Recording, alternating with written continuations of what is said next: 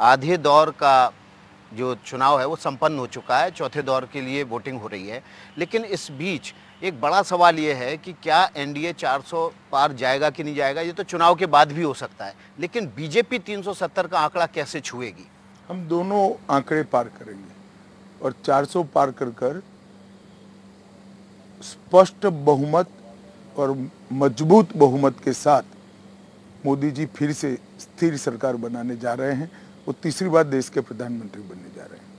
उत्तर भारत में गृह मंत्री जी बीजेपी सैचुरेशन पर है, लगभग हिंदी पट्टी की ज़्यादातर राज्यों में सैचुरेशन पर है, ज़्यादातर सीटें जीती हुई हैं। बिना दक्षिण भारत विजय किए हुए कैसे भगवा लहराएंगे? क्योंकि कर्नाटक में ये कहा जा रहा है कि बीजेपी पुराना जो आंकड़ा उसको छूना उसके लिए मुश्किल है। तमिलनाडु में बहुत ज़्यादा उम्मीद नहीं है, केरल में भी बहुत ज़्यादा उम्मीद नहीं दिखाई दे रही है। देखिए, मैं पहले दक्षिण भारत की बात स्पष्ट कर दूं।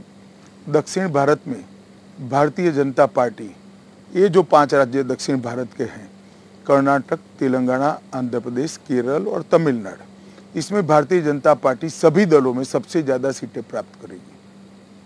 तमिलनाडु और केरल में भी आपको उम्मीद है? 5 राज्यों में दक्षिण भारत में भारतीय जनता पार्टी सबसे बड़ा दल बनकर उभरने जा रही है। विपक्ष एक सुर में, गृह मंत्री जी लगातार ये बात कह रहा है, हर रैली में विपक्ष के सभी नेता इस पर जोर दे रहे हैं कि बीजेपी अगर 370 पार गई, एनडीए 400 पार गया तो संविधान बदल जाएगा, आरक्षण खत्म हो जाएगा। देखिए,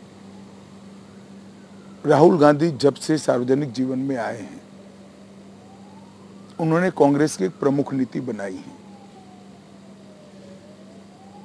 वो कांग्रेस के अध्यक्ष थे तब से झूठ बोलना, जोर से बोलना, सार्वजनिक रूप से बोलना और बार बार बोलना।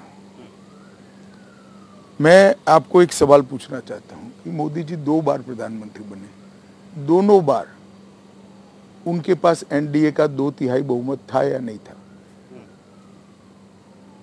तो अगर भारतीय जनता पार्टी संविधान बदलना चाहती और आरक्षण हटाना चाहती तो कौन रोक सकता था? हमारे पास पूर्ण बहुमत 10 साल से, मगर राहुल बाबा को ये सारी चीजें समझ में थोड़ी कम आती है। कोई चिट लिख कर देगा तो समझेंगे।